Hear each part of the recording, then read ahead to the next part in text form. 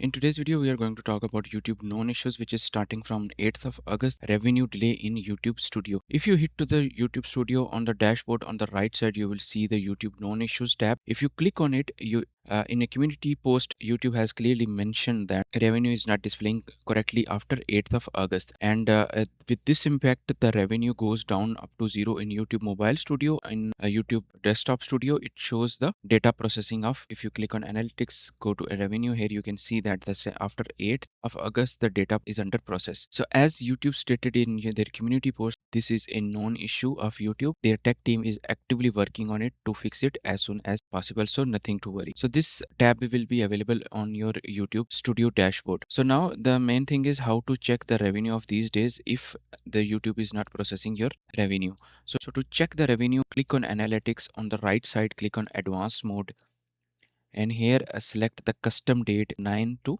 11 and click apply. If you click on it, here on the top in the bold, you will see the total views, number of watch hours, number of subscribers you get, and the total ad revenue you get during this particular period. So this way you can easily see though the YouTube is not processing your ad revenue in your YouTube Studio. That's it for today. I will see you in the next one.